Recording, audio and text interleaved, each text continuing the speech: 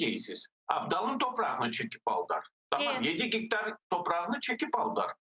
Ya nege çekip aldılar o toprağını? Yani ne yapmağa isterler anda? Ve ne için Abdal'ın toprağını? Ruslara kabristan yapacaklar. Onların toprağı bitken iken.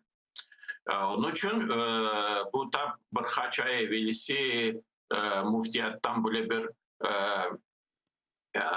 işte bu problem bir çıkan idi.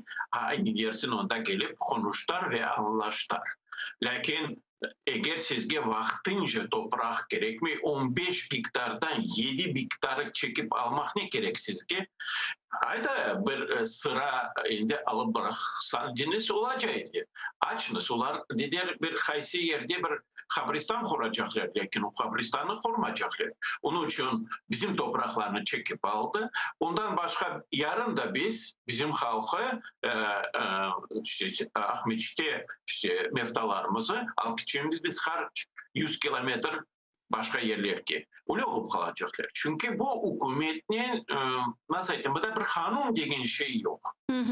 Telefonla prava degen şey bana bu oluyor. Onun için bir struktura, bir parti bana yakında işkeniz gibi bu başta bizim mecliste muayene olup çalışan Remzi Bey, Aythan gibi İlyasov işte toplaşarak bir şeyler yapayık. Bir şey toplaşılmayacak. Bir şey yapılmayacak. Çünkü evvelde niçin bu şeyler çizilirdi? Biz ayrı siyaset gücüydük. Sen Yedinli Rusya'ya girip de anda ne yapabilirsin? Sen anda bir peşka.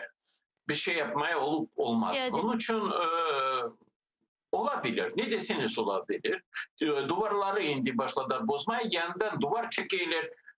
İşte böyle Abdal'ımızın yarı topraklarına çekip aldılar. Çok sağ